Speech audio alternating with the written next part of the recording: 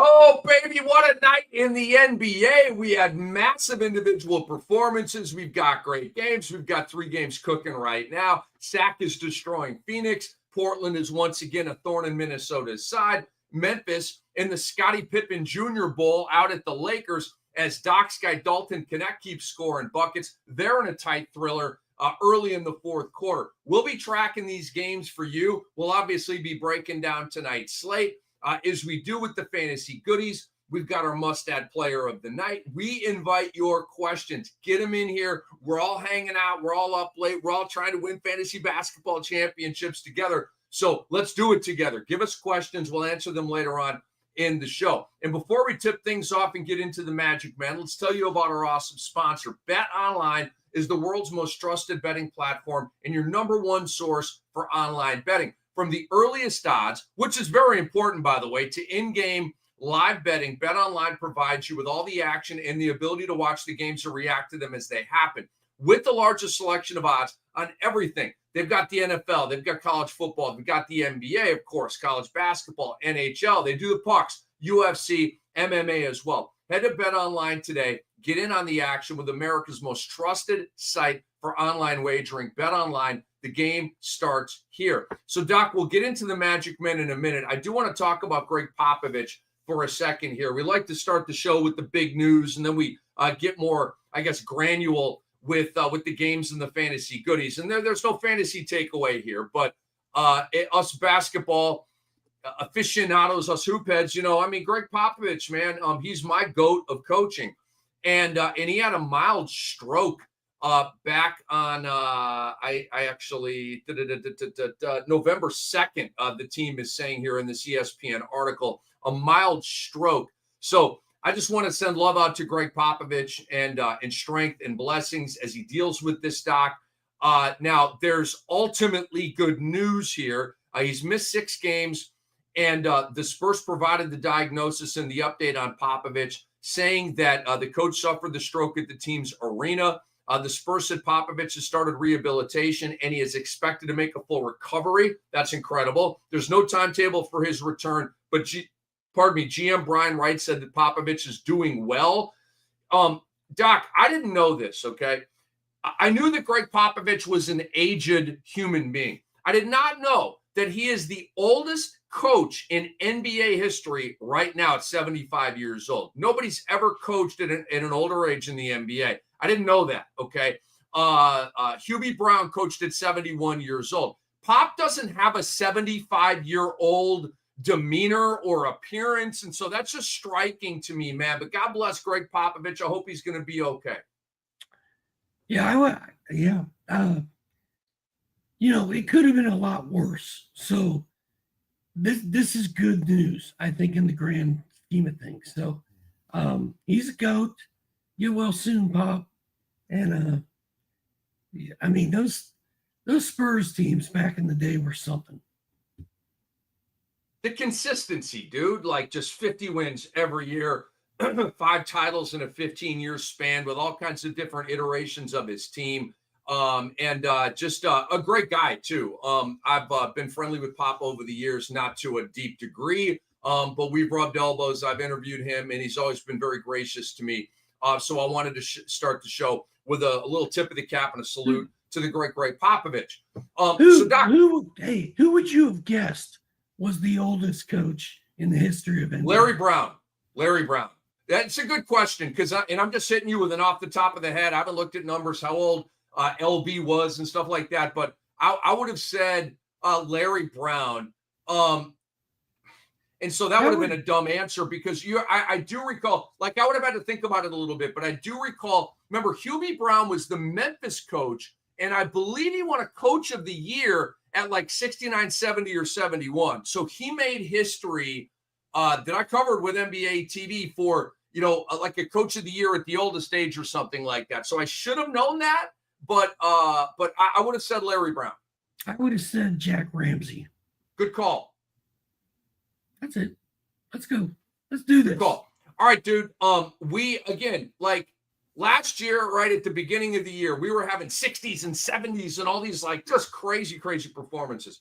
And then the NBA was like, dude, our league is out of control. and let's bring back hand checking, a little bit of contact, a little nudging and bumping. Let's make these guys really earn it, okay? So last year, tonight might have been a 70 and a 60 and that kind of thing. As it was, we got a near 60, and we got a couple of, I think we got another 50, and I think the dude from New York, he had like 46. Yeah, we had two 50s tonight, okay? So some really, really great options for the Magic, man, and we had a million games, and it's an open canvas creative joint here. So, Doc, who is your Magic Man of the night? And the suspense is killing me. First of all, the dude from New York labeling of the 46-pointer is hilarious to me. Like, that cracked me up. I didn't want to steal your thunder if you were going there. You know, I just wanted to be general about it. We'll hear about the dude from New York in a second.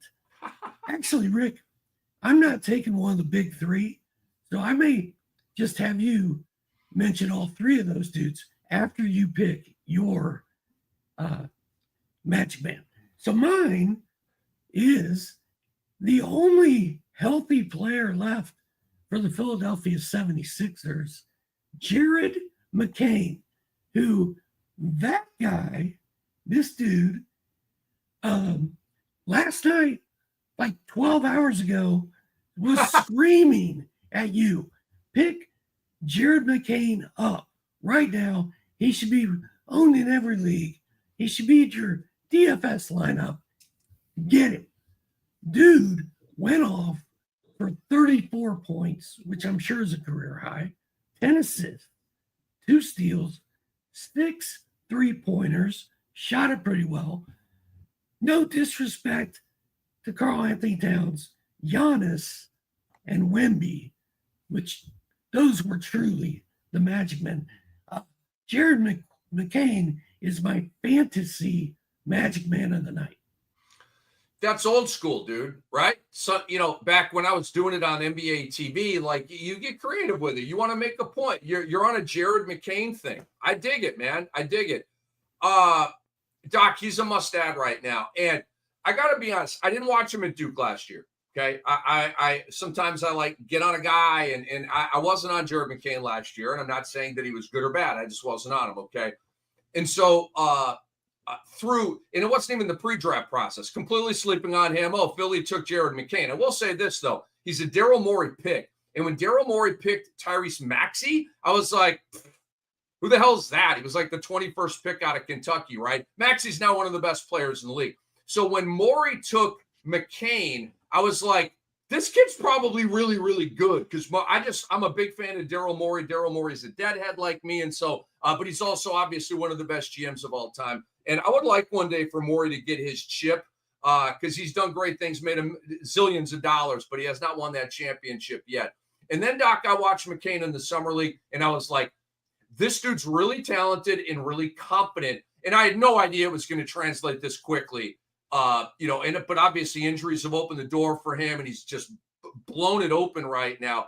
I'm curious to see if Nick Nurse remains with Kyle Lowry in his starting lineup. I think Lowry played 17 minutes tonight, Doc. I don't have the box in front of me, but I'm pretty sure it was like paltry minutes. 6. And so, like, what are we doing here, right? Like, do we just want to unleash McCain? But anyway, it doesn't matter. He's getting starters minutes. He's putting up big stat lines. And he's, I wrote him down here. You know, we always sort out the must-add players because there will be several of them on a big night tonight. But so far, McCain is in the clubhouse as the leader.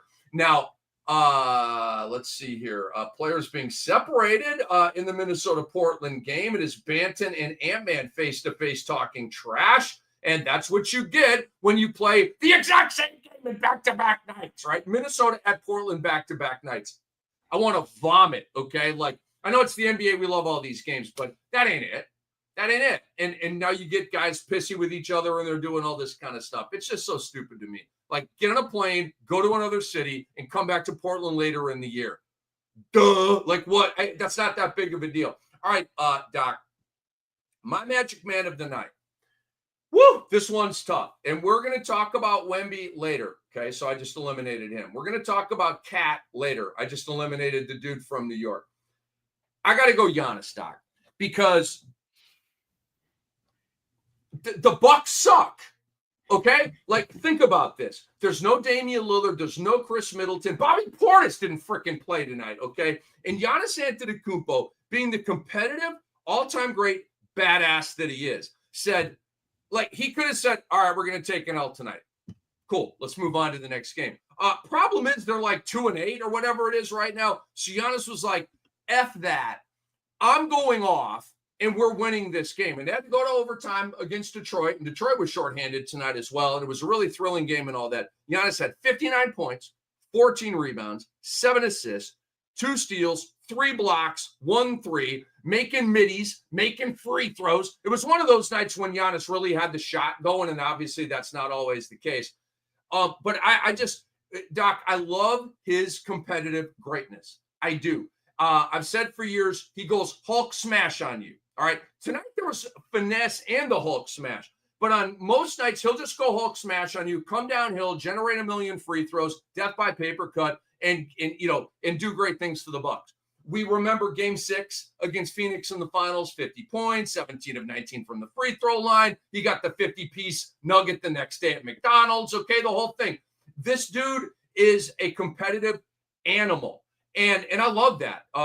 And so, he doesn't have signature game-winning shots and all that kind of stuff, but we've seen Giannis take over a million games and put his team on his back, and he did it again tonight, Doc. So for the intangible and the tangible, my Magic Man of the night is Giannis Antetokounmpo. Awesome. And, at one point I tweeted tonight, it's literally Giannis against the Pistons. He was basically playing by himself.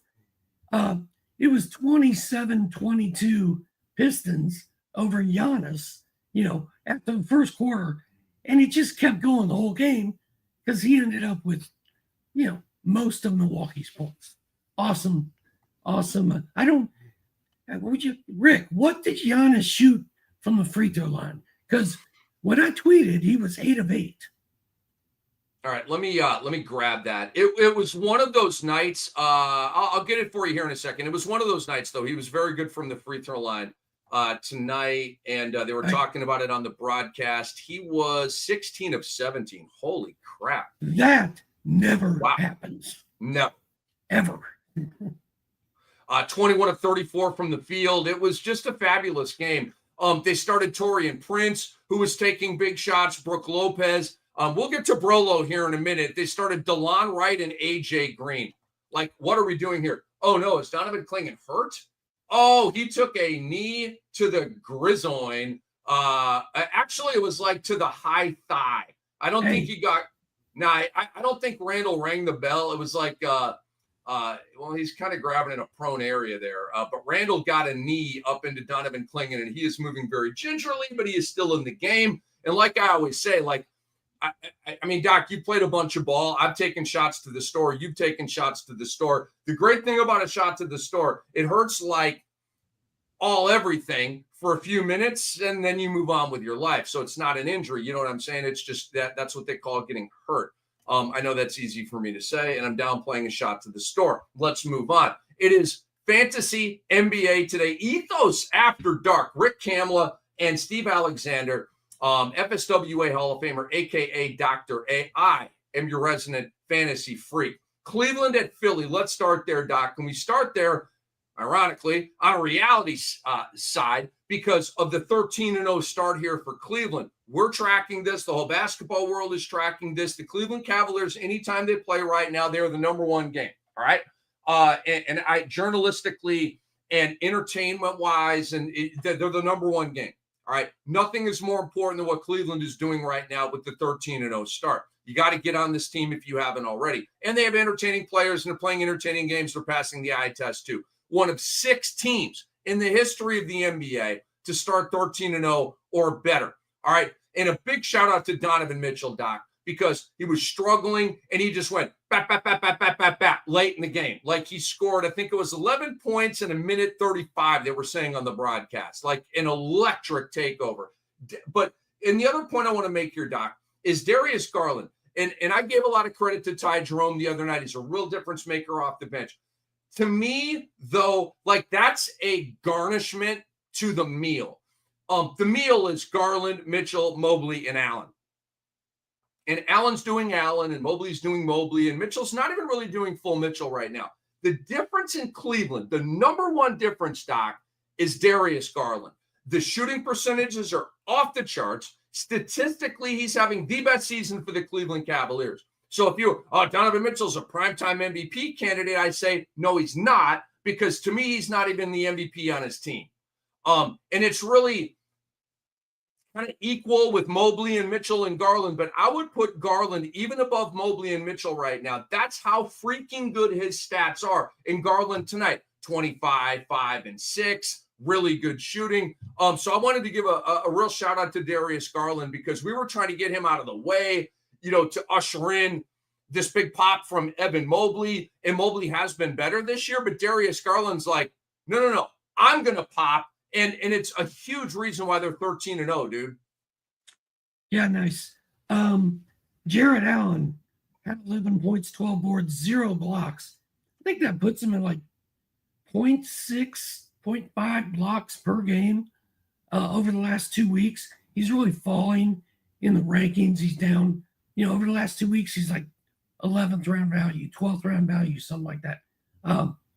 I think the blocks will come back. I'm not too worried about Jared Allen, but he is a guy that is probably, you probably get him at a cheap, a discount right now. Doc, Anthony Davis just made a 3-ball. They are up. I think that's an 8 for Memphis. ESPN has this really like weird color for Memphis, and I'm having a hard time seeing it. My eyesight's not the best, Doc. It's still pretty good. It's like that Miami green. Yeah, it's too fluorescent. It's blending in with the white. Any old way. It's a 1-possession game here. LAL and Memphis. Minnesota is down 5. Clingan is back in the game, baby. Rudy Gobert's at the line right now. They're down 5, 1:48 to go, and they've gone final. Sacramento crushed Phoenix tonight. Did you see Clingan's stat line? He's two blocks away from a triple-double. Oh, dude, Donovan Clingan. We'll get to that in a second here. We'll wrap up the final line, and we've still got a minute 40 to go here. Gobert hit the free throw and a big 3. I got to identify that. I thought that was Shaedon Sharpe. His hair's a little bit shorter this year, Doc. Like sort of the mushroom kind of hair he had, but that was a 3-ball by Shaedon Sharpe and a very clutch one. They went up 7. Back with a lob to Rudy Gobert for the jam. 5-point game, 1:25 to go. This is a huge possession right here for Minnesota, who is facing a back-to-back sweep at Portland. Coming downhill and scoring. Dude, they go, that was Sharpe again. Dude, they go right at Rudy Gobert. Nobody in this freaking league. Nobody's afraid of Rudy Gobert. Shaedon Sharpe literally dribbled right into his chest and finished right over him. It's insane. Is having the biggest night of his life against him. Good point. Bucket, Timberwolves, they're back to a 5-point game. The disrespect for Rudy Gobert is probably earned, but it's still wild. The guy's a future Hall of Famer. The guy has no respect, man. No respect. Right at him. Who dunked on him so hard? Christian Brown. Yeah. Disrespectful. Shaedon Sharpe once again coming downhill, and he's at the free throw line here. Shaedon Sharpe is surging right now, people. He's popping, as I like to say. And they're plus 5, 51.9, and he's got a chance to put a couple nails in the coffin here for Minnesota. All right, we talked about McCain. We talked about Cleveland a little bit. Let's move on here. It is Fantasy NBA today. Ethos After Dark. Cam and Doc. We're so happy to have you guys with us up late. And I want to suggest to you guys that you join us on our YouTube live stream. Drop your questions there. And again, later on in the show, we will get to your questions. But we really appreciate your involvement. Tell your buddies about this. Hey, man, we're all hoop heads. Hang out late night. It's not that late, midnight Eastern. I mean, come on. What are we, babies around here? Stay up a little later with us and hang out. Let's talk basketball. Let's sort all of these nights from the fantasy perspective. Chicago and New York, absolutely awesome basketball game. It's at the Garden. The Oregon, the Stars. It's a traditional rivalry. I had the Adam Amin and Stacey King call up on YouTube TV. One of my favorite duos in the NBA. I love me some Adam Amin in any sport, and Stacey King's got all the phraseology with the hot sauce and the bang bang bang. I love Stacey King. It's just an elite crew. All right, Zach LaVine, let's go, Doc. 31, 7, and 8. And he is the barometer for my team in 30 deep. He was my second round pick. If Zach LaVine is cooking, I'm a tough out. If Zach LaVine is not cooking, I'm an average team. Okay, he literally is my barometer, and he went off tonight. Kobe White hit the game-winning free throws late after a foul on a 3-ball by Josh Hart, which was not smart. Kobe had 22. And Brunson, after Karl Anthony Towns went massive with 46 points, had a double-double, all kinds of 3 balls. And then he banged knees with LaVine late and was a little lame, and we hope it's nothing moving forward. And Brunson said, that's cool, made a bucket. And then at the end, down 1, fadeaway Jay on the right baseline, and it went like 90% in and popped out. And Chicago won the game, okay? And so, but shout out to Karl Anthony Towns, Doc, in the running for the Magic Man of the night. And again, Karl Anthony Towns is a top 10 fantasy player right now. In some formats, top 5, okay? So, like, if you drafted Cat, congratulations, you're on a major value here. He's inspired by the New York thing, and it's all good right now, Doc, other than losing this game. But for Cat, it's all good right now. It is. He's playing great. You know, he was drafted very early in a lot of leagues this year. In some leagues, he fell a little bit late. But whether you took him early or late, he's locked in. Like, this New York team is just now figuring out how to play with each other. They're only going to get better, I think. Props to Brunson. Played through. It looked severe to me. His sprained ankle from last night. Props to him. He had a really good game. OG Anunoby has been a top 15 fantasy player for the last 2 weeks. He didn't do anything crazy tonight, but he's just steady. Stat line's always pretty solid. And then in Chicago, props to Patrick Williams. You finally did something, sir. Do it again so we can know that it's real. And then Josh Giddey, who had been very hot for 3 games, came crashing back down to earth. They were talking on the broadcast, Doc, about Billy Donovan in a lot of games recently has finished with Ayo Dosunmu over Josh Giddey. That's a major buzzkill for Josh Giddey because it speaks to him getting crushed defensively, maybe being the pigeon defensively. And so they got to go with Ayo, who's a very good defensive player. But if you're not finishing games, that's a critical 4 to 5 minutes that you're not playing. And so that's going to sap his stat lines, and that's not good.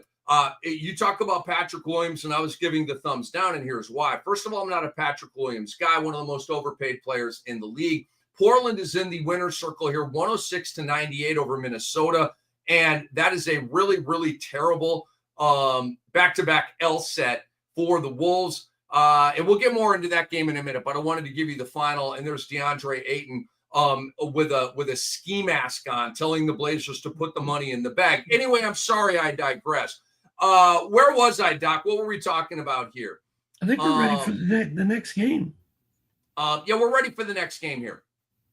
So, all right, Detroit at Milwaukee, Doc. We talked about Giannis. He was my Magic Man of the night. We got to talk about Brook Lopez, dude. We got to talk about Brook Lopez. And, Doc, check it out.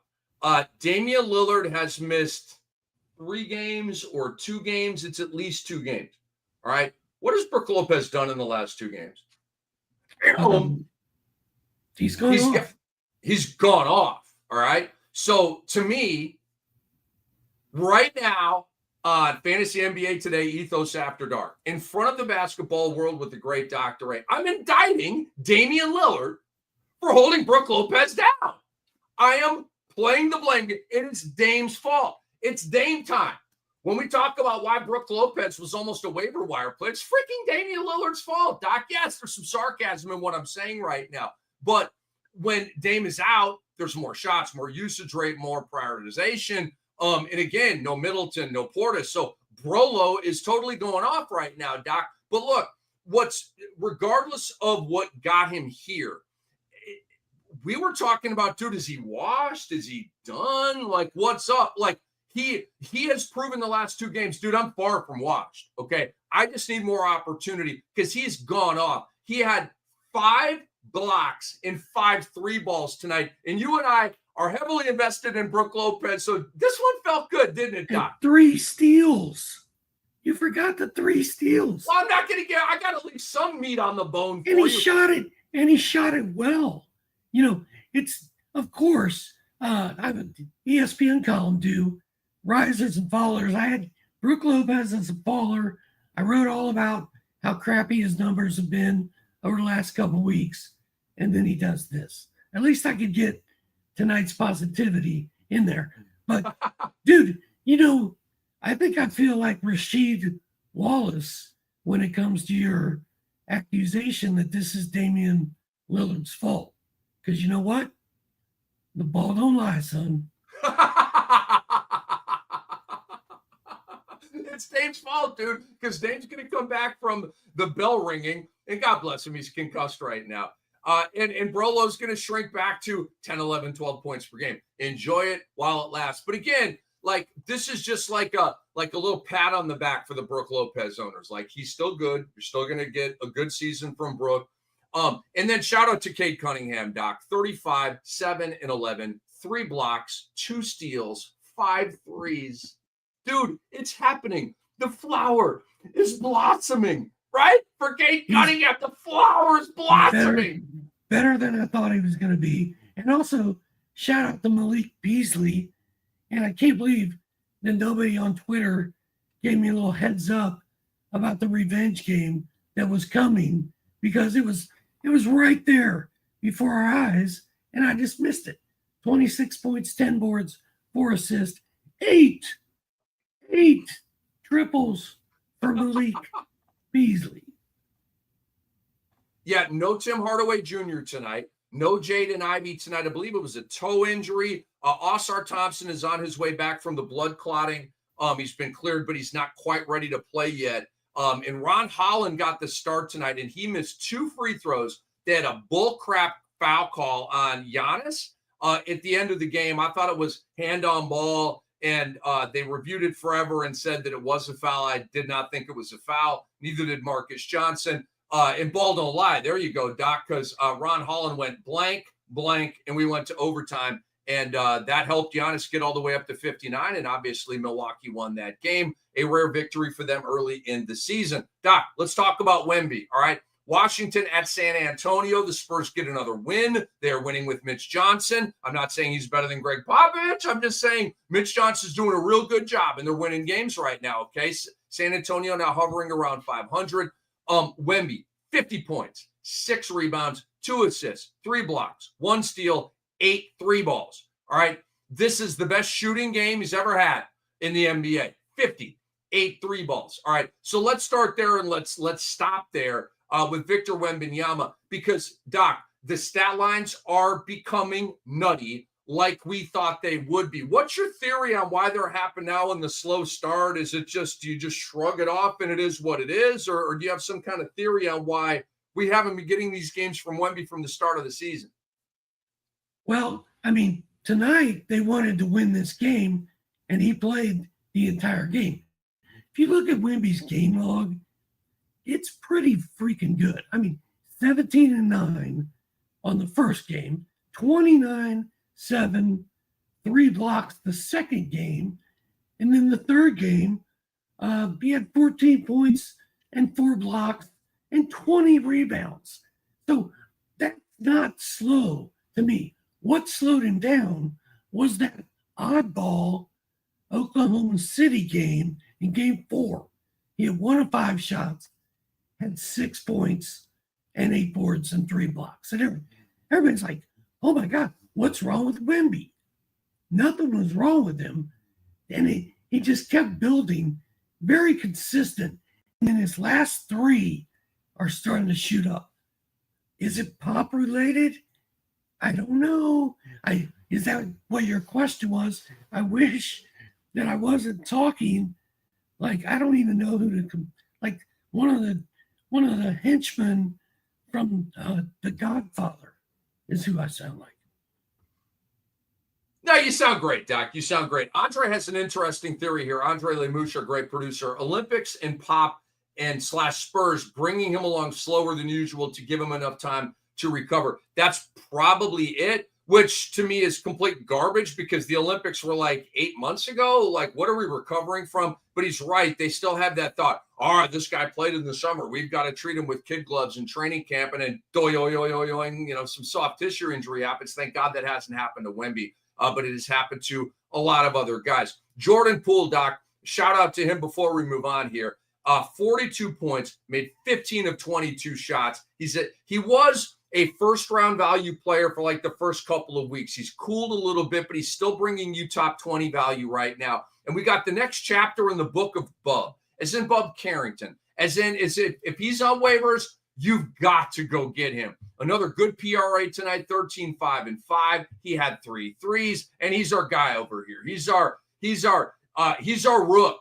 You've got a vet, you've got a rook in NBA team vernacular. He's our young fella, Doc. We love some Bub around here. No, we do. I've got him in a couple leagues. The 6 turnovers hurt. The stat line isn't going to blow your socks off. I'm giving you the double Larry Brown hand wave. 6 turnover. I don't care. The stat line's good. The minutes are good. I think he's good. Who else is going to play point guard for that team? And shout out to my boy Jordan Poole. Of course, I wrote him up in the Fallers portion of that column, and then he had his best line of the year today. That's how it goes, man. That's how it goes. I'm just motivating people. Well, I've got a jinx. In my notes here, there's somebody that I jinxed, and we'll get to that as we get through these games. And so they're all final right now. Portland beat Minnesota. Sac beat Phoenix. Right now, with just under 2 minutes to go, LAL holds a 5-point lead. Pardon me, a 6-point lead with the Rock here. And it's LeBron with a lob to Davis, knocked away by JJJ. LaRavia with the rebound. JJJ slithering through traffic for the dunk, Doc, and it's down to a 4-point game, 1:25 to go. All right, getting kind of thrilling with the Lakers and Memphis. Indiana at Orlando, Doc. Let's shout out Franz Wagner, dude. He's a top 50 player this year, had 29 tonight. And I want to shout out my Magic. I'm down here in the Gulf Coast of Florida. I'm a couple of miles away from the great city of Orlando. Austin Reeves with a 3-ball dagger.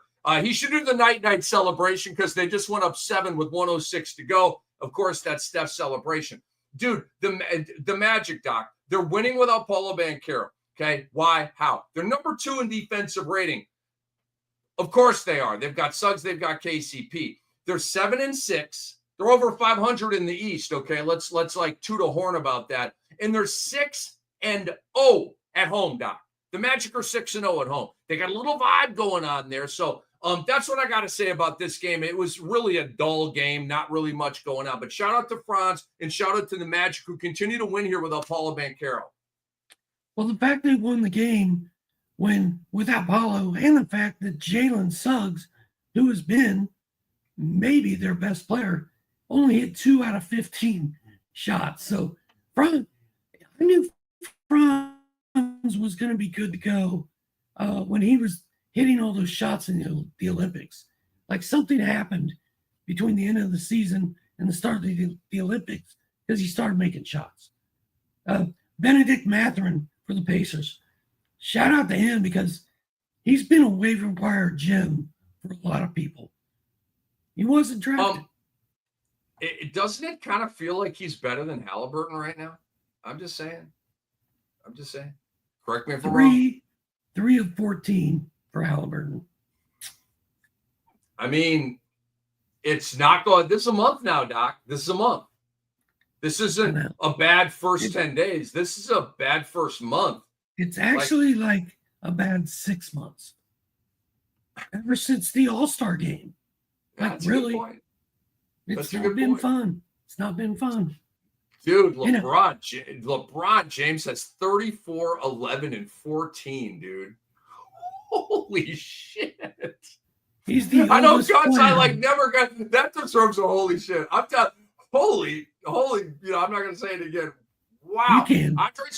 Andre's got a great stat on LeBron. Oldest player to record 3 straight triple doubles, 39 years old in 319 days. Dude's got 3 straight dubs, Doc. What's going on here? And they're winning. They're beating Memphis. It's LeBron James. Like, he's still one of the best players in the whole league. And he doesn't care. And he doesn't get tired. You know, the movie Airplane, that little kid's talking to Kareem about why you walk up and down the court. Yeah. You know, Kareem was like 38 years old or whatever, bald spot on his head, wearing glasses. Like, hey, man, I was trying to drag Lanier and Walden up the court, bro. LeBron is making people race down the court to keep up with him. Like, I always think of like Jalen Green, and Tyrese Maxey are the fastest guys in the league. LeBron can still move. It's insane. Honestly, it's just absolutely mind-boggling. And again, we'll move on to the next game here. We'll give you there's 24 seconds left, or maybe more free throws or whatever. The GOATs of longevity in North American professional sports. 3 people come to mind. Serena Williams, because in tennis, you don't go into your deep 30s. You just don't. It's a young person's sport. It's a 20-something sport. What she did all the way in her deep 30s, I think she played into her 40s as well. It's totally unlike her sport. Tom Brady in football, winning MVPs and titles deep into his 40s. He played until he was 45, I believe. And LeBron James and what he's doing right now. Those are the GOATs of longevity in North American professional sports. We move on here. What about Tom Seaver? Or not Tom Seaver. Dang. Phil Niekro was like 50 when he was pitching for the Braves. Yeah, but I mean, if I go to Phil Niekro, probably years 41 to 50 are going to be like he was out there throwing knuckleballs. What about Nolan Ryan? Nolan Ryan is up there. Okay. Nolan Ryan is up there. I would say, Roger Clemens is up there too. To me, I did this study for Mad Dog Radio, and the best resume for a pitcher of all time. To me, it's Roger Clemens. When you talk about the World Series, the Cy Youngs, the wins, the strikeouts, he was even better than Nolan Ryan. And I don't have those numbers in front of me right now, but I remember doing that study. And I have no horse in the fight. I'm not trying to push one guy ahead of the other, but Roger Clemens was my GOAT of pitching all time in Major League Baseball. Nolan Ryan never won a Cy Young. Can you believe that? Well, that's why. You're actually I forget all of that research I did because I did it maybe a couple of years ago. And I'd forgotten to know the fact that Nolan Ryan never won a Cy Young award is that doesn't make any sense. No, it doesn't. All right. That makes no sense at all. But I take your word for it that it is true. And so we move on here. All right, Boston at Brooklyn. And just quickly, Doc, and we won't spend much time on this game. I just want to give a shout out to Jason Tatum because he came into Tuesday night's game with a sprained ankle, didn't play well, second of a back-to-back here on the road at Brooklyn, and he went for 36, 9, and 10. And he is reeking MVP right now, Doc. I don't know if he's going to win the award. He's not above Jokic on my MVP ladder or anything like that, but dang it, he is reeking of an MVP. The stat line is incredible. Their record is incredible. His resolve and determination is incredible. It looks even better than last year, Doc. So shout out to Jason Tatum. Yeah, he got no MVP love last year. He was just ignored. Boston was the best team. He was the best player on it, and nobody cared. And now Jokic is doing insane stuff. So nobody's talking about Tatum this year either. But I agree with you. I mean, he's the clear MVP of that team. And you could almost count on a bounce back game tonight. I really wanted to put him in my DFS lineup. I just didn't have the money. And then Derek White, dude, 3 of 11, 9 points after he just went nuts last night. That was sad. Yeah, he came back to earth. This was a Tatum and Brown game, and some Peyton of their Pritchard. games. And Peyton Pritchard was fantastic, had 23 off the bench. And again, a quick game here. OKC blew out New Orleans. New Orleans is missing all of these guys. SGA and J-Dub were typically fantastic. They combined for 60 points. They both had at least 2 blocks and 2 steals. And so checking all the boxes for us. But Doc, one more shout out here for our boy, Brandon Boston. All right. Didn't shoot the ball well, but we got goodies, Doc. 8 points, 10 boards, 4 assists, 1 block, 2 steals. Okay. I started Boston tonight in the Cam Dynasty over a Drew Holiday, which wasn't the best move. But Drew Holiday had sucked coming into tonight. Like, literally, it sucked. All right, couldn't make a shot. And so I went with the flow here. But I'll take this stat line from Brandon Boston, Doc. You know I'm a goodie guy, and he shot the ball like crap, didn't make a 3. But I'll take the other goodies in this stat line right now. Everybody's hurt, man. Jose Alvarado was the last man standing. And now the only guy they got is Brandon Boston. The minutes are going to be there. The assists are going to be there. And hopefully his shot starts falling and everything else follows with it. The Clippers and the Rockets, Doc. My Rockets win again, and I'm excited about that. Alpi Şengün had a dunk you under the arena jam late in the game. He also had a big-time block. He didn't have like an incredible stat line, but Alpi was howling at the moon, missing last night's game. Is it a back-to-back? And he was questionable coming in here with the hammy. Was it rest or is it an actual injury? We can all breathe easy with Fred VanVleet. It was not an injury. It was a rest game. Came back tonight, 15, 5, and 5, 2 blocks, 2 steals, 2 threes. Okay. And that's why we love Fred VanVleet.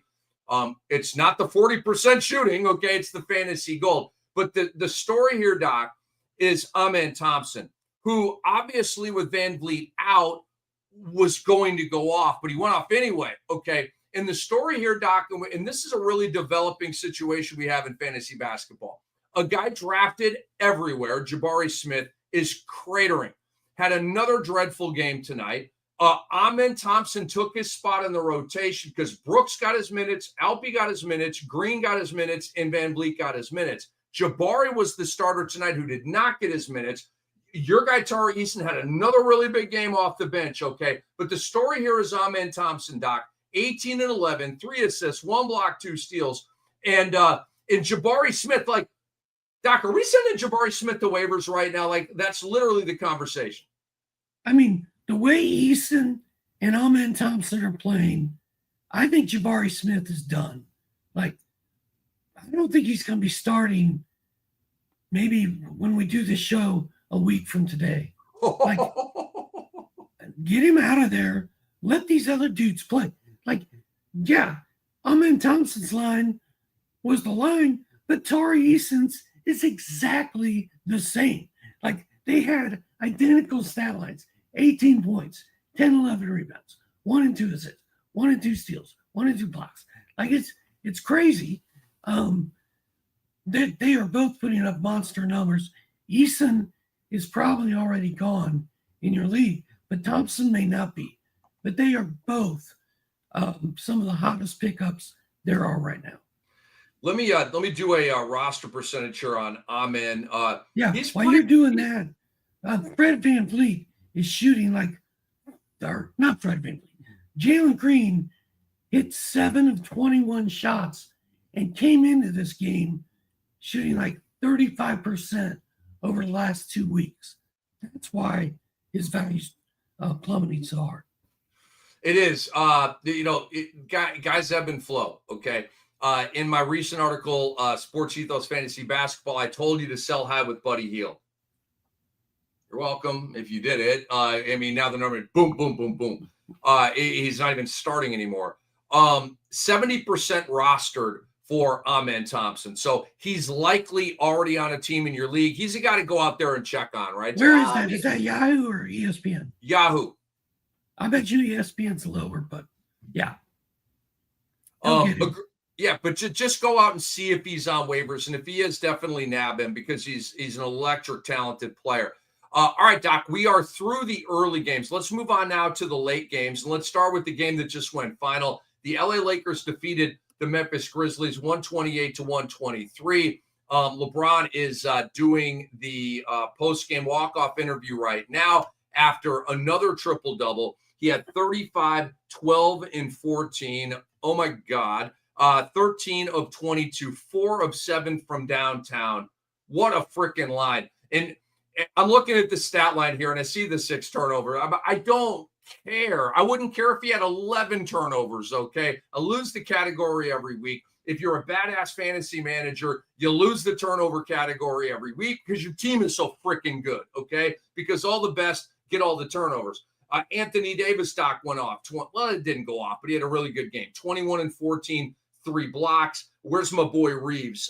He had 18 with 6, with three balls. And a huge difference in this game tonight, Doc, was Dalton Connect. He had 19 off the bench. He was 5 of 5 from downtown. And as we go to the Memphis side of things here, Jaren Jackson Jr. played very well. They had 4 dudes in double figures off the bench, including Marcus Smart, who came back tonight off of injury with 15 points in 22 minutes. So what strikes you from this game that we just watched? Well, I'm depressed because I just learned Scottie Pippen only hit 1 3-pointer, and I needed him to hit 2 for various reasons. I also am a little upset because I heard all this stuff. Scottie Pippen's got this game circled on his calendar. Scottie Pippen hates Darvin Ham and the Lakers. Scottie Pippen is going to go off tonight. He just didn't. He played 31 minutes, took 14 shots, but 15 points, 3 boards, 3 assists, 3 steals, 1 block, 1 3. Like, he had a decent game, but I told somebody at Johnny B's tonight, I said, I got a October in November for you. Scottie Pippen is going off tonight. And it just didn't happen. And I think part of it's because Marcus Smart is back. And nobody told us he was coming back tonight. So I got hoodwinked. You got hoodwinked. I like the verb right there. Yeah, I mean, look, 15, 3 and 3, 3 steals, 1 block, 1 3. If that's the worst we get from Scottie Pippen Jr., look, he's an absolute, he's a discovery. He's a revelation, okay? Ja Morant's going to miss a million games. We already know this to be true. And Scottie Pippen is going to flirt with triple-doubles. He didn't tonight. But on most nights, he's going to flirt with triple-doubles. And good to have Marcus Smart back. And I think that Scottie Pippen's going to hold value even with Smart back. Smart came off the bench tonight. We'll see how they vet that moving forward. Let's talk about there's 2 more late games here that we want to talk about. And let's get into the Donovan Clingan of it all, Doc. Portland, again, beats Minnesota 106-98. The Wolves are now 6-6 on the year. Vomit. They're freaking out in Minnesota right now. What is wrong with our team? We're supposed to be so good. And they're 500 right now. Let's just get to Donovan Clingan. Okay. Let's shoot to the top here, Doc. This is the big story. Is I was filling out my lineups earlier today, and I dropped Keyshawn George in some leagues. He actually had a good game tonight, but he's coming off the bench now behind Kuzma. Who else did I drop? I'm blanking on whoever else I dropped, but I picked up Clingan in, I don't know, 3 or 4 leagues, right? Just sort of, you're always trying to get dudes in and just like chip away and chop wood. And you can never be content with your team. All right. It's always got to be tinkering. And every day you've got to go in and make moves every single day. We take no days off around here. Okay. And so that's a part of that. And you go to the, on Yahoo, go to the players and go to the most statted. Okay. Boom. Clingan's at the top. Why? Okay. Robert Williams is out tonight, second of a back-to-back. DeAndre Ayton is literally one of the softest and meekest players that we have on earth. And so Donovan Clingan, greenlit, starting job, and he went off, okay? So this paid off for me in a big way, and hopefully you guys can now parlay it, pick him up now. Maybe you were on him coming in, but he was awesome tonight. 17 and 12, 8 blocks. Doc, I have not stood next to Donovan Clingan, okay? So I haven't like taken in the size, but I know this to be true. He is 7'2", and he is a big, strong guy. He is a mountain out there, and he's one of the elite rim protectors in the NBA. He's putting the side of beef on dudes in terms of the hands are up, rule of verticality, and he's then like slamming the chest or like the oblique in you to kind of bounce you off. Like he gets it, man. He's a champion from UConn. And I'm very high on him, dude. And the people got to go out there and pick him up. But what happens when Robert Williams and DeAndre Ayton are both healthy? Like there's just too many mouths. Like I love Clingan. I've got him in Cam Dynasty. I'm pretty sure he was in my lineup tonight. So, boom. But what's going to happen? Like, is it a year early? Are they going to start letting him play more meaningful minutes? Like, where are we? And also after that, Shadon Sharp. Yeah, he had 33 tonight. He was awesome, and he's going Shadon Sharp's just getting better each game here. Okay, Portland is 5-8. And so like that's a much better record than I thought they would have at this point. Like that's a somewhat relevant record. They've gotten fat off of the struggles of the Minnesota Timberwolves. But Doc, you asked a good question about Clingan, Rob Will, and Ayton. All right, DeAndre Ayton. Are you sitting down, folks? It's Fantasy NBA today, Ethos After Dark. He is Steve Alexander. I'm Rick Kamla. We're the OGs. Thank you for staying up late with us. Doc, DeAndre Ayton does not have an avulsion fracture or a broken bone. He has a sprained right index finger. I'm sorry. I need you to play through a sprained right index finger. I don't know about you, Doc. If Steph Curry has a sprained right index finger and he literally can't shoot, all right, maybe he doesn't play. DeAndre Ayton's a big. You can't go out there and block shots and get rebounds and make putbacks and little hook shots with a sprained right index finger. You want to talk about soft? This is as soft as Kevin Martin. You guys remember Kevin Martin. This is as soft as Chris Kaman. This is as soft as Nene Hilario, who Rex Chapman told me once upon a time, went to management at Denver and gave them a game cap and a minutes cap on himself. Yes, Nene Hilario told the Nuggets brass, I'm only playing this many games and I'm only playing this many minutes. I'm not making this up. I know. You're like Nene Hilario. Dang him. Yeah, you should be saying, give me a break. That's as bad as it gets. I'm only playing this many games. Are you freaking kidding me? Sorry for the rant.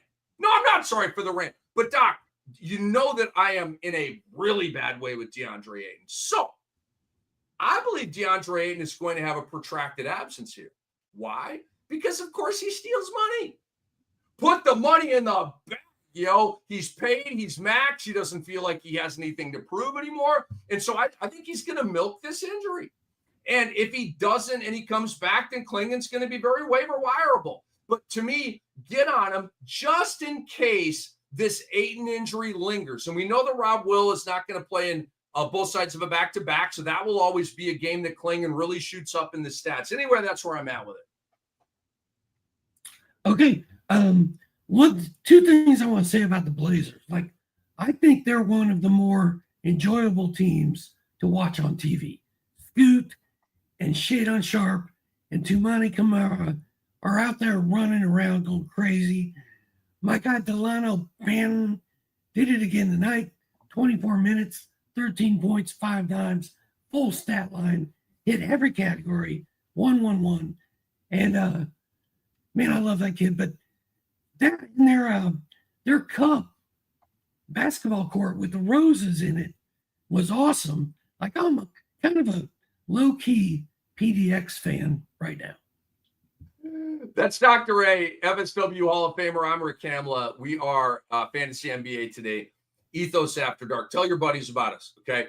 Tell your coworkers about us. Man, I was up late watching this great podcast last night. Spread the word, man. We're trying to spread the word and really billow this thing, because the bigger it gets, the more available we will be for you all. Sacramento absolutely crushed Phoenix tonight. And look, the guy that I jinxed, I remember, Doc, was Bradley Beal. Because last night I was talking him up, right? The two stat lines without Durant in the non-Durant games and playing through the right elbow sprain. And then last night, late in the game, after a really good game, he blows a calf. Okay. And I say blows a calf, I'm embellishing here. I hope he didn't blow a calf, but he's got a calf injury of sorts. They're not ruling him out for a month or anything like that. But of course, he didn't play tonight. And so it was Devin Booker and the Bookerettes against the world, and they didn't stand a chance at Sacramento, who gets the victory here. And it was such a runaway that, Herter had 22, really good full stat line, and De'Aaron Fox was really good tonight. DeMar DeRozan, Doc, had a back issue, had to leave the game, 2 points over 17 minutes. So if you're wondering what's up with DeMar, that's what happened to him. I am not. I'll give you my level of concern on this, and send the volleyball over the net to you, Doc. What I know about DeMar DeRozan is he's incredibly tough and durable and available. And he's one of the best availability guys that we have in the league. He's up there with Anthony Edwards and Jason Tatum and Nikola Jokic. He just doesn't miss games. So I'm not worried about it yet. You know what I'm saying? Hopefully this was a little tweak and he wanted to be careful about it, and they were already crushing Phoenix, and he can come back in the next game. Maybe another DMP gets the back to settle down. But I'm not sounding alarms yet. He's one of the most durable and available guys we have in the league. Yeah. DeMar DeRozan is not a guy where he leaves the game with a back injury and you're like, I got like DeAndre Ayton. Oh, I guess I'll see him in 3 weeks. Or no. Brandon Ingram. Brandon Ingram. Do you agree with that? Yes, absolutely. The big toe, right? Yes. DeMar DeRozan knows that the Kings are 7-5. He knows that they're much better with him than without him.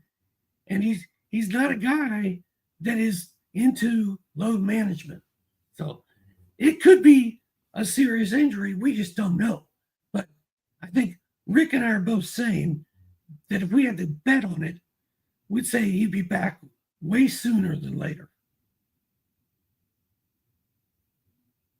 Mute. My bad with that.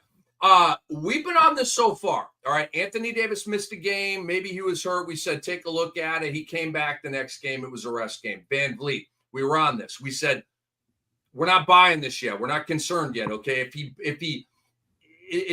And so if you come back and play in the next game, it's a rest game. We don't have anything to worry about. So hopefully for DeMar, it's not an apples to oranges comparison, but hopefully they just were really cautious with him tonight and he can play in the next game. All right, Doc, just quickly. Wait. Go ahead. Royce O'Neal, who I keep every single night we do this, I'm like, he shot terribly tonight, but he's like a 50% career shooter. His shots are going to start falling. 2 of 12 tonight, 5 of 34 over his last 3 games. Royce O'Neal is due still. So Doc, let's sort the must-add player of the night here. The two guys that are really sticking out to me are Jared McCain and Donovan Clingan from our conversation here going through these games here on Wednesday night. If you have your pick, and let's not talk about like what position you need. Let's just talk open canvas. Which player are you going to get? McCain or Clingan right now? McCain. Just like last night. Same as last night. Except he actually did it. He backed it up. You're like, pick this guy up. He's the best pickup there is right now. And then he goes out and drops 34 and 10. Come on. Yeah, double-double. And he had 6 threes too. I say McCain as well because of the depth at center for Portland. Again, I really, really encourage you to go pick up Clingan, but if you could only pick up one of these guys and you have that tough decision to make, we both tell you McCain over Clingan. All right, Doc, there's one game tomorrow night, oddly, and it is Dallas and Utah. And this is a tough one. We know who the usual suspects are, all right? And, the Lucas and the Kyries. And so Larry Markkinen. So I just want to hit you with this because this is a night where you're going to want to have, like, let's say your opponent has 2 or 3 guys. He has Kyrie, he has, I don't know, Gafford, and he's got friggin' Clarkson, right? And so you're like, damn, I have nobody. And he's got 3 guys. I could really take a gut punch and my lead shrinks and now I'm losing, or I'm already down and now I'm really down heading into the weekend. So it's important to find at least one streamer to offset that. And the guy is Kaya Filipowski, the rookie out of Duke.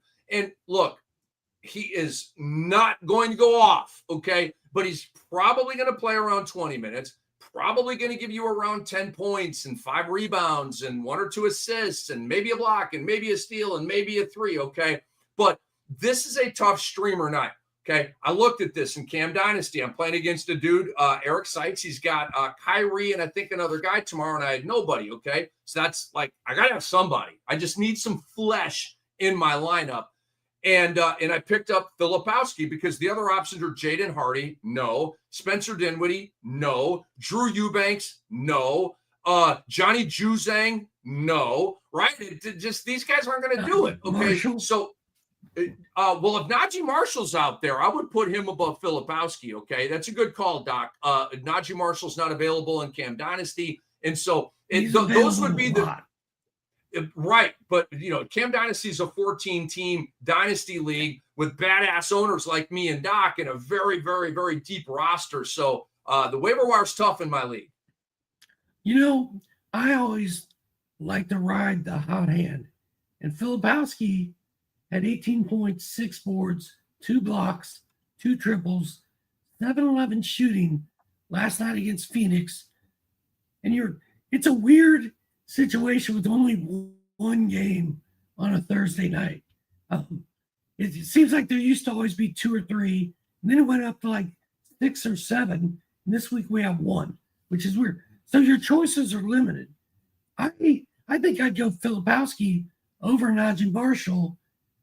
Marshall I keep thinking he's going to do something, and he never does. Filipowski at least did something. So I want to tell you guys to subscribe to the podcast Fantasy NBA today. All right. It helps us out over here. Make sure that you don't miss out on any of the episodes. Not every episode is live. Okay. So go to Fantasy NBA today, subscribe, and you'll be able to see all of these. And those numbers, again, will help us stay on the air here and continue to bring you these late night fantasy goodies. Don't take this for granted. Okay. Enjoy it and savor it and tell all your buddies about it. Let's make this a big thing and let's win fantasy championships together. Let's get to some questions, Doc. Bean Team asks, D'Lo and Sharp on the wire. Who is the snag? You go first. Is that D'Angelo Russell? D'Lo is D'Angelo Russell and his blonde hair. I'm taking Shadon Sharp. Shadon Sharp, as you said exactly, is going boom, boom, boom, boom. Like he's climbing stairs every night. He's playing with so much confidence. You can just see it. Like you talk about somebody passing the eye test, that is Shadon Sharp right now. Like I'm all in. I put D'Angelo Russell into a lineup tonight. He gets buried in that lineup. He gets lost in the shuffle. He's out there to fill a space, and that's about it. I think the answer is Shadon Sharp all the way. I do as well. Last year, Austin Reeves and D'Angelo Russell kind of went back and forth as the number 3, right, behind LeBron and Davis. This year, I think clearly Reeves has ascended, and he's that number 3 guy. And D'Lo now is like Doc said, a lost in the shuffle guy. Rui Hachimura had a much better game than D'Angelo Russell tonight. I'm not a D'Lo guy because I'm not talking about his humanity. I'm just talking about basketball. He's incredibly soft, and he just misses too many games. And if he's questionable, he's out. He's as good as out if he's listed with a Q by his name, and I don't rock with those guys. Let's go to Mr. Jingles here. He says 14-team, 9-cat head-to-head, a format, Mr. Jingles, that I can get with. He says, drop Caruso for Dunn. I'm assuming that's Chris Dunn of LAC, who had a pretty good game tonight. I believe it was 11 points, 8 assists, some steals, and some threes. Yeah, why not? Caruso to me is a waiver, and we love Alex Caruso over here, but he's a waiver wire guy right now, Doc. I mean, I was kind of hoping that now that we've got a couple guys out for Oklahoma City, that they get Caruso more involved. Like, could he start for that team? Should he be getting more minutes? I feel like the answer is yes. But then he got hurt, missed a game. The thing about Dunn is the Clippers were kind of getting blown out tonight. And like Norman Powell and James Harden, those guys weren't in there for a lot of minutes at the end, which means Chris Dunn got, as you guys know, garbage time. So I don't know. So let's do this.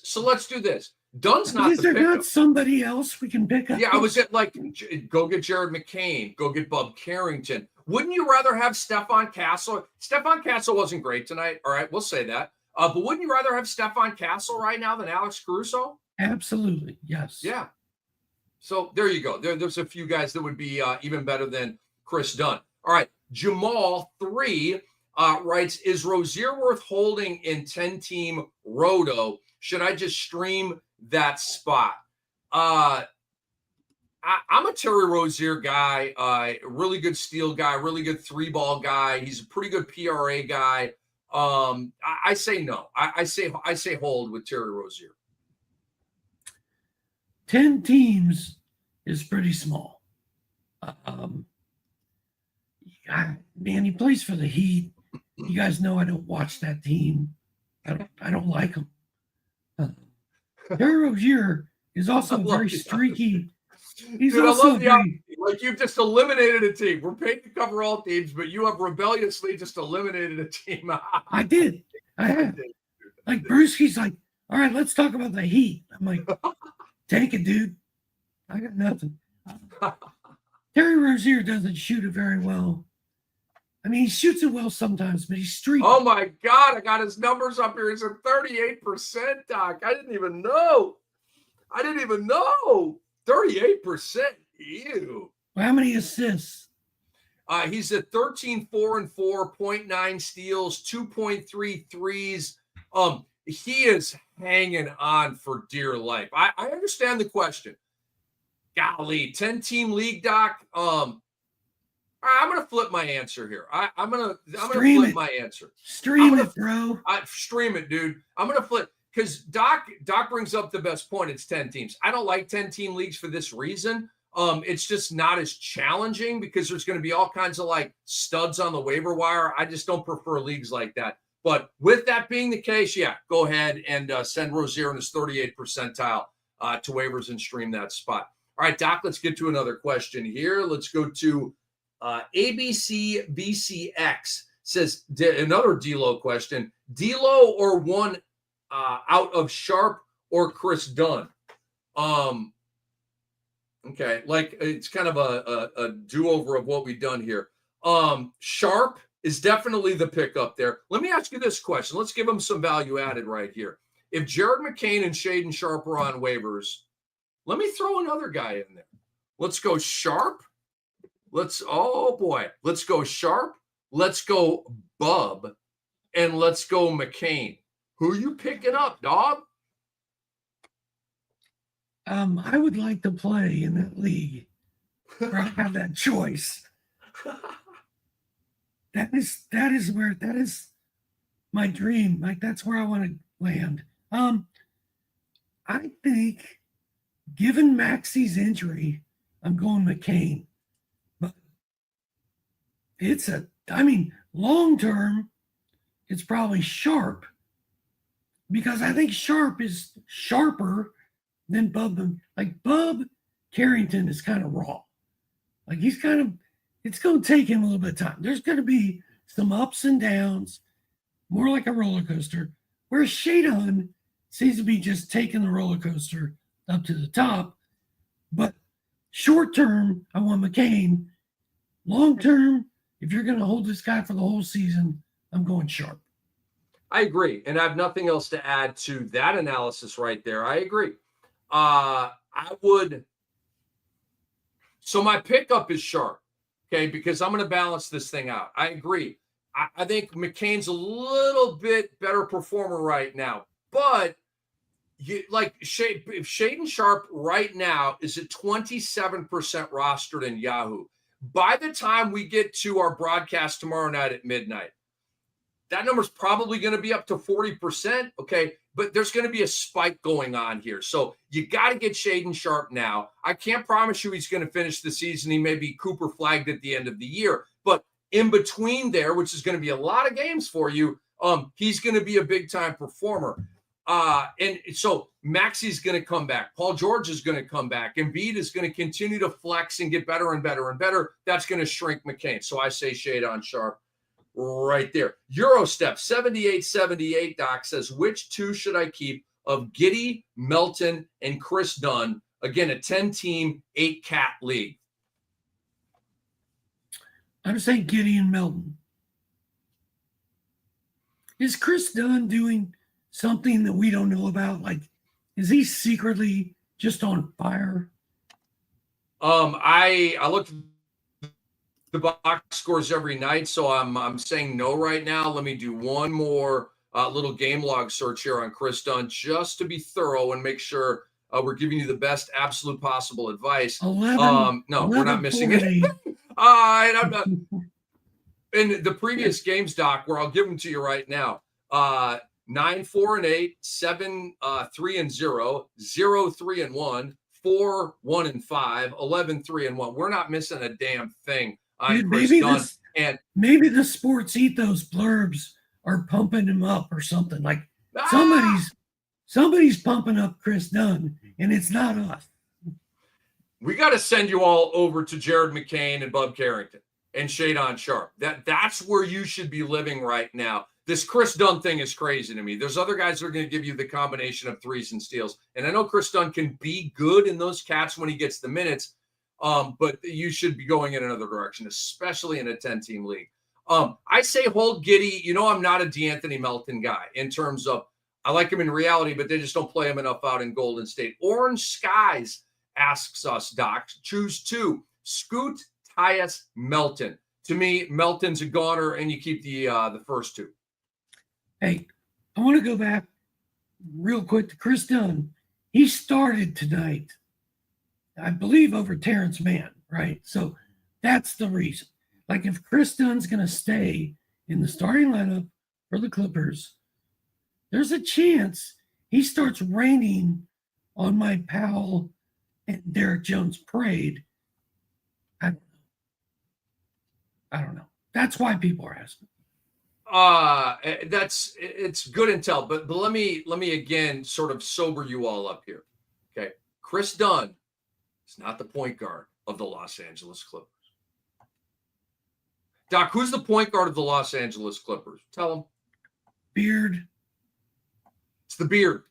Okay. Chris Dunn is he is a point guard, but he's not the point guard of the Clippers. This is Tyronn Lue saying, we suck, and I'm willing to try anything.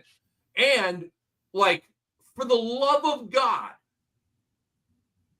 what do these people see in Terrence Mann? I just don't get it. I just don't get it. Apparently not much, because he's on the bench now. He actually had a really good game tonight. Obviously fired up by the demotion. He had 14, 7, and 3, 2 blocks, 2 steals, 2 threes. It's the best freaking game of the year. He never has a stat line like that.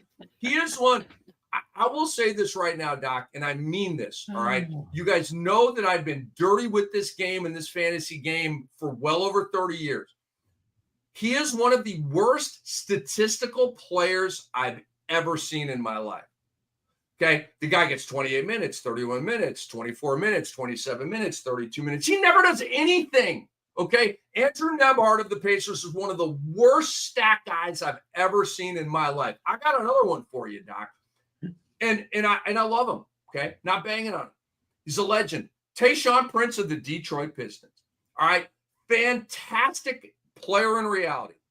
absolutely dreadful fantasy basketball player. Hit a couple of threes. They told him not to get steals because then you're gambling and not playing team defense. So he didn't get steals. All right. But there are just some guys that play big minutes and they do nothing in the stack column. And Terrence Mann is one of those guys. And Tyronn Lue finally, for the love of God, dropped him out of that starting five. All right, Doc, what else we got here? What else we got here in terms of the questions? It's right on the screen. Right on the screen. Oh, here we go. Is this the rapid fire style? Is that what we're doing here? Yep. Oh, man. Yeah, we got to wrap this up.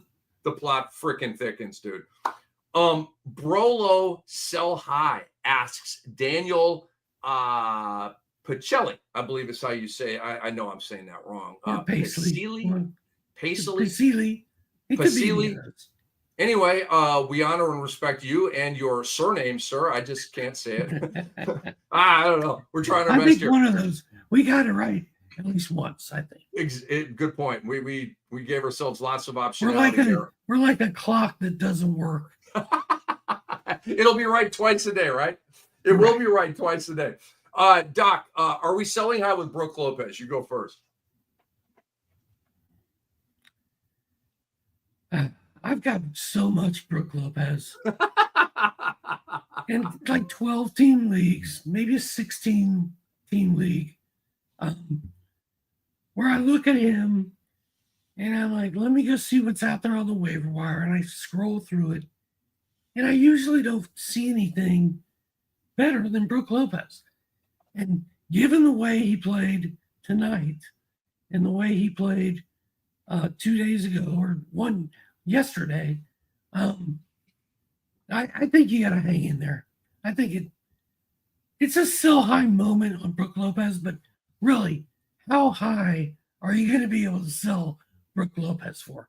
I doubt you're going to get some blue light special at Kmart where you just think it's too good to be true. Again, man, we had that show recently where we disagreed on everything, and that was kind of fun. We're agreeing on everything tonight. I agree with everything Doc just said right there. You're not going to be able to parlay Brolo into a Domantas Sabonis or an Evan Mobley, or I'm trying to look at some of the hot centers this year, or a Şengün. I'm not even sure right now I would trade Brook Lopez for Nikola Vucevic because the three balls and the blocks from Brolo are still there. All right, next question here. The Cousins 9855 traded Garland and Vassell for Cade Cunningham and Kuzma. Did I mess up? Nah, you got Cade. You got the best player in the deal. But this one's really close, Doc. It's really close. I'm on a Cade thing though, and Garland's shooting is so incredible right now. He's going to come back to earth a little bit at some point. I don't think he messed up, Doc. And again, last year the Wizards shut down Kuzma in the second to last week and then the last week. So the last 2 weeks. So basically they shut him down for fantasy purposes in the championship game. That's how I rock it. I don't play the final week of the regular season. It's just too nutty with missed games. So he missed basically one essential week. Okay. It's a big week, but so I don't think he messed up, Doc. I don't either. Garland has been awesome, but I'd rather have Cade than Garland, and Kuzma and Vassell are kind of a wash. Mm-hmm. So I think that the Cunningham is the winner. And we'll know at the end of the season whether Kyle Kuzma was better than Devin Vassell or not. But for now, that's a draw for me. It's a really coin flip trade. It really is. You definitely did not mess that up, sir. Thank you for the question.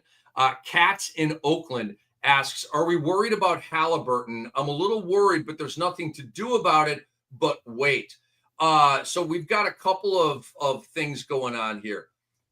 Are we helpless with Tyrese Halliburton? Is he playing so miserable that we can't trade him and get, comparable value back? He was a first-round pick, of course. I would still caution you to hang in there with him. But, Doc, I've been saying that for 2 weeks, okay? He had another dreadful game tonight. He was blanketed by the great Jalen Suggs tonight, who, like if you didn't see Suggs taking a bite out of Hallie tonight, you haven't been paying attention. But Doc, these numbers absolutely suck from Tyrese Halliburton right now. This is becoming maybe more than a buzzkill right now. You know, when I play golf, we have this thing when you have a birdie and you get to the next hole and you hit your drive and you hit it about 30 feet in front of you to the right, you call it after BFU. And I think that's what happened to Halliburton tonight.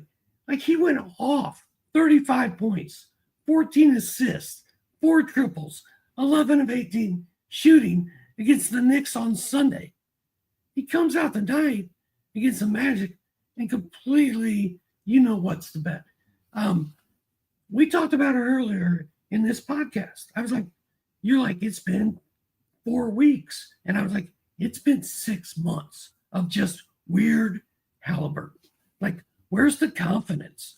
Where's the game face? Where's the eye test? And it just all looks like a guy that's sort of timid playing basketball.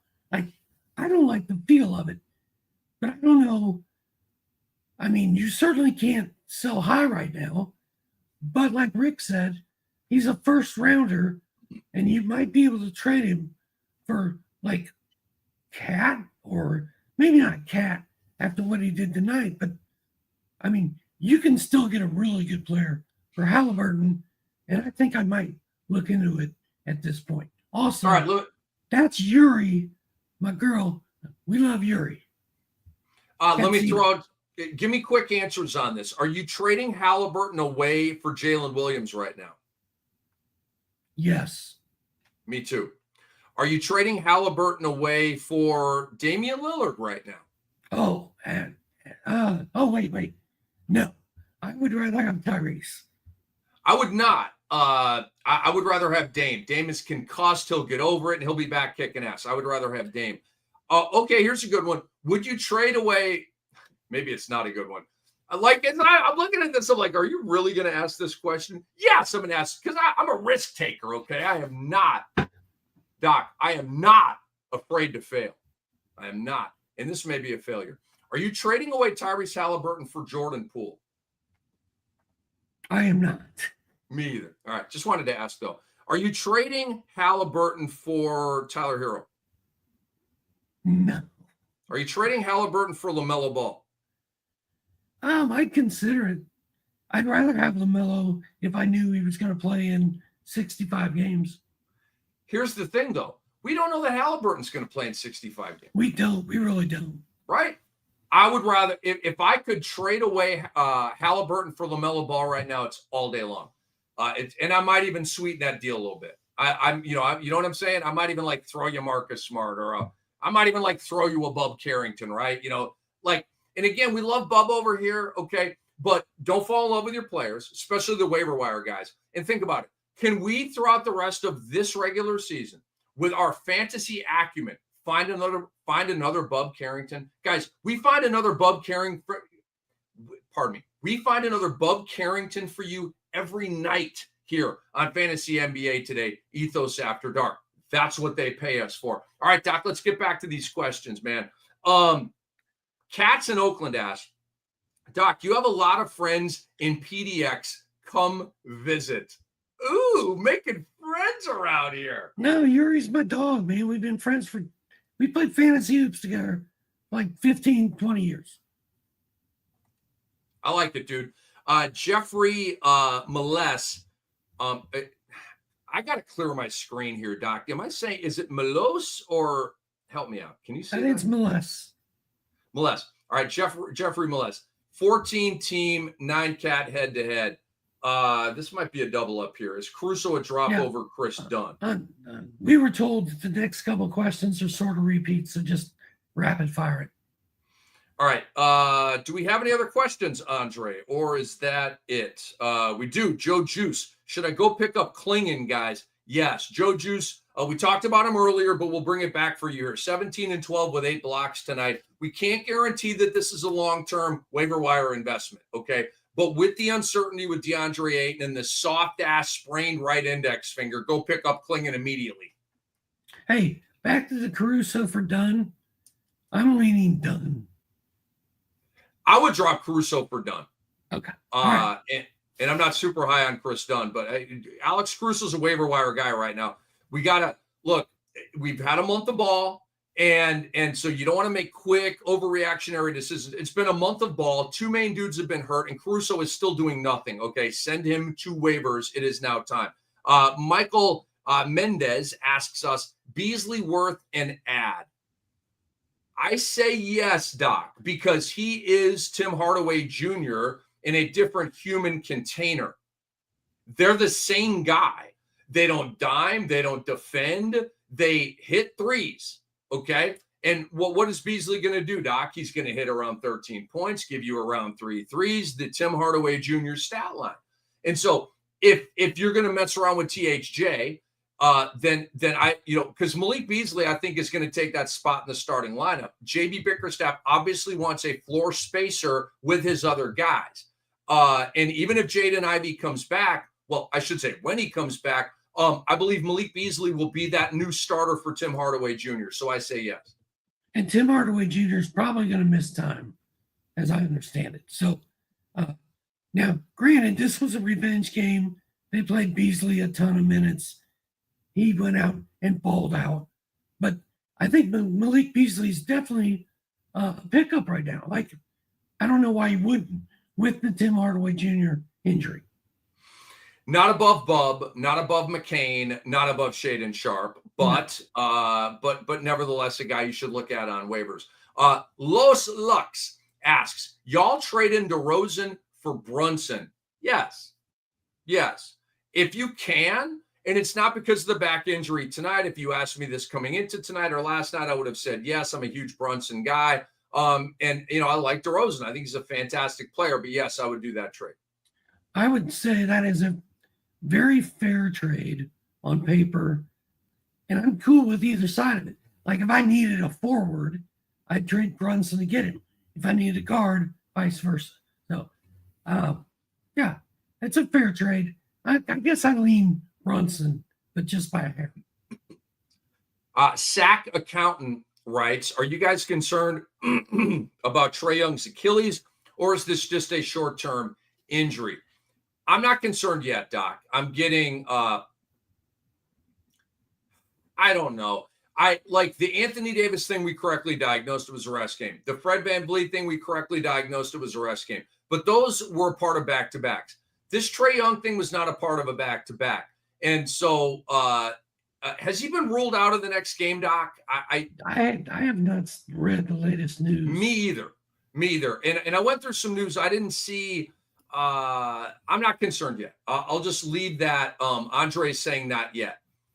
He hasn't been ruled out yet. Dude, Trae Young's a pretty durable, rubbery guy, Doc. I mean, he doesn't play through everything like he used to before the max contract. He's gotten a little entitled since he signed that max contract, but he might miss a game or two, but he's not a guy that milks injuries like a D'Angelo Russell, a Kawhi Leonard, a Paul George, a Brandon Ingram. He's not in that category. As long as he's not seriously injured right now, and they just haven't told us, I think he's going to be okay. Like, I'm leaning towards he's okay.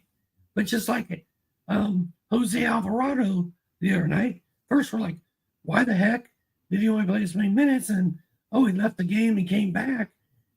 Next thing you know, he's out 6 weeks. So, I mean, we don't know what the case is, but as far as guys who generally play through this stuff, it's him. But obviously, anytime the word Achilles is attached to an injury, you take caution. All right, Doc, we give a shout out here to Anthony Cates. He's one of the leads of our baseball division here at Sports Ethos. So we want to give Anthony a shout out. Anthony, by the way, Rick Kamla, very nice to meet you.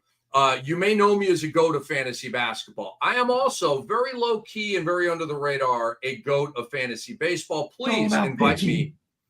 Please invite me into your fantasy baseball league. Please invite Doc into your fantasy baseball league. I would absolutely love to play and compete and probably win that league. Yes, I'm that confident.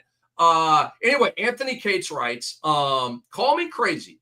Wemby, Poge, and TJD for Mobley, DeRozan, and Julius Randle.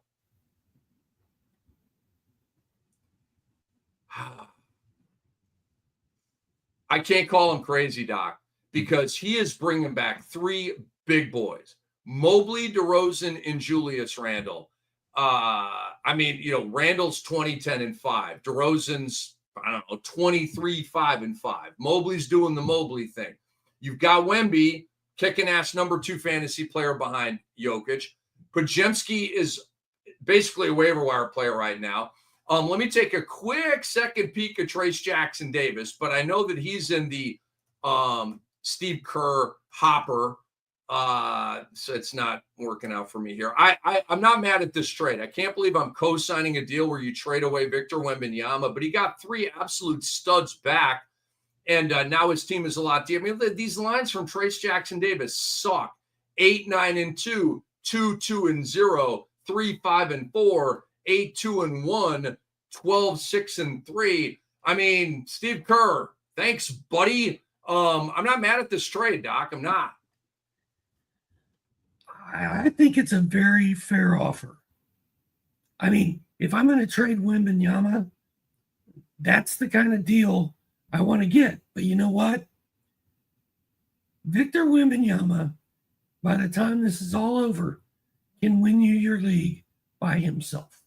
You cut Poge, you cut the other dude, TJD, and you go hit the waiver wire, you pick up these dudes we're talking about, and you roll with Wemby, if you're me.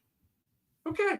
We gave you a different answer there, Anthony. And Anthony says, we will lock both of you into the league this coming season. Anthony, right here. Thank you, my brother. I can't wait to compete with you and all the other great people over there at the baseball division of sports. Ethos. Okay. Admiral Nita writes, Doc, are Bilal Coulibaly and Jimmy Butler buy lows or sell highs? Bilal Coulibaly's really cooled off, Doc. And Jimmy Butler is just, we weren't on him in the preseason. I'm not on him now. He's currently out with an injury. We're just not Jimmy Butler guys over here. So that's the best I got. This is Admiral Nita. We love you. You're a frequent patron of our great podcast here, Fantasy NBA Today. But I can't really rally around this question right now, Doc. I'm just not really feeling either guy here. Bilal Coulibaly played 38 minutes tonight, led the Wizards in minutes. He's cool off because he was super hot. And now Coulibaly is going to be a roller coaster ride. I think this is kind of a buy low moment on Coulibaly. I just make sure you don't give up a lot to get him. Jimmy Butler, I don't sleep at night very much as it is. I don't need Jimmy Butler in my life giving me headaches and keeping me up later. We told you. We said don't draft Jimmy Butler. Don't draft Kawhi Leonard. Okay, we told you this. Avoid these guys like they have the bubonic plague, and hopefully you listen to us. One last question here, Doc. Boy, is it late. 1:35. We're here for you. We love y'all, man. F. Scott Foster, our favorite handle, our boy, is back. I don't know. Is he a dude? I don't know. But he F. Scott Foster. He writes, Harden or J-Dub rest of season, 9 category head to head. Good question. God bless America. I didn't think I was an absolute mind melter here, Doc, at 1:35 a.m. Eastern time.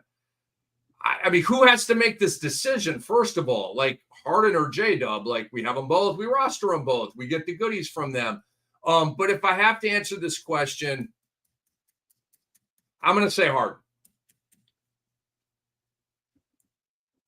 Okay. Harden's third round value right now. Highly inefficient. Like the shooting, the turnovers, like the stuff you don't care about. He's doing a bunch of weird stuff. Like he's playing sloppily. He's not playing that well, but yet he's putting up pretty solid, fun numbers. J-Dub, Jalen Williams, is number 9 on Fantasy Basketball Monster right now. And the crazy thing is, I talked about it last night. I talked about it this morning. I may have written about it. He may qualify at center in about a week if he keeps starting at center for Oklahoma City. I'm going to say J-Dub. All right, so I'm doing a side-by-side here of the numbers. It's very close, very close. Harden is at, and this was, it's through tonight. Basketball Monster updates like immediately after the game goes final. Harden is at 21, 8, and 9. J-Dub is at 21, 6, and 5. So there's a distinct PRA advantage for James Harden here. 2+ rebounds, 4+ assists. To me, that's mega. And that's the story for me. Harden is more 3 balls than J-Dub, 2.5 to 2. Harden is a 1.7 steals. J-Dub is a 2.1. Okay. Is 2.1 real? Probably not. Okay.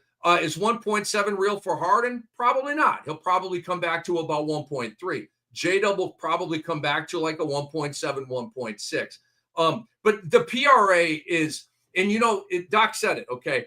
I don't care about turnovers. Don't bring them to this show. And then, the efficiency and the percentages, to me, it all vets itself because I'm going to offset Harden with a Zubats or, just those types of, the Walker Kessler, the guys that shoot 70%. And so I'm not worried about it. It will all vet. What I found, guys, is that field goal percentage and free throw percentage, it kind of like what goes around comes around with that. There are some weeks where it's like batting average in baseball for our guy Anthony Cates. Okay. Those of you veterans of fantasy baseball, you have a rock star offense. Okay. You got badass. And you got Freeman and you got Jose Ramirez and you got all these guys in a stacked outfield, right? And then you have a week where you hit 205. Okay. Does it mean your hitters suck? No. You just had a bad week. Okay, so I feel like field goal percentage and free throw percentage are kind of like that. They just kind of ebb and flow. What the mainstays are PRA and fantasy gold, block, steals, and threes. If you are loaded in those 6 categories, and then you kind of leave field goal percentage and free throw percentage out there just to kind of come and go with the wind, you are stacked in 6 categories. It's an 8 or 9 category league. Think about that math. You're attacking 75% of what you need to attack. And if you're in a 9-cat turnover league, then you're attacking 66% of what you need to do. And you still might win turnovers. You still might win field goal percentage, and you still might win free throws. Okay. This is how I've built, 4 decades of sustainable fantasy basketball success. I'm not crazy. Through trial and error, I figured this out. So I am not hung up with field goal percentage, free throw percentage, and turnovers, and I never will be. And I will continue to print championships. That was beautiful. Hopefully, Andre's going to turn that into a clip that will go viral. Dude, I don't have anything else to say. Like, you just said it all. So, Doc, anything? We're done here. You know what? Andre needs to track this question between James Harden and J-Dub and find out who wins at the end of the season. Because we had different answers, and J-Dub's way up here, and Harden's got down here. Like, Harden's got some work to do, but like you said, we might have to run it without the field goal percentage and turn. No. Run it with all the numbers. Okay, I think J-Dub is going to have a better stat line at the end of the year than James Harden, Doc. I'm going to tell you that right now. Right? When you include the efficiency, I think he will have a higher ranking than Harden at the end of the year because Chet is out a long time. Hartenstein is out. And so but I'm going with the flirt with a triple-double every night guy. That's just how I roll. That's why I'm a Cade guy. That's why we're Bub Carrington guys, because he packs that PRA stat line. I'm obsessed with PRA and fantasy goal. So that's it. Doc, Go ahead and let them know the next time you and Brew are on this great platform, Fantasy NBA Today. We will be here Friday at 12:30, breaking it down. We have one game tomorrow, guys. We will be back on tomorrow at midnight, and we'll talk about that game. We'll look ahead to Friday a little bit. We'll have some other bits cooked up for you, and obviously we'll take your questions. And again, tell everybody about this, okay? Retweet us on Twitter, at Dr. A, at Rick Kamla Sports, at Sports Ethos Fantasy Basketball. Retweet our stuff. Let everybody know we're trying to build this thing into something really, really big. So we really appreciate you guys staying up late with us and asking us questions and generally hanging out with us. For Dr. A, for our great producer, Andre Lemouche, I am Rick Kamla. We appreciate you guys watching Fantasy NBA Today, brought to you by Bet Online. We'll see you tomorrow night.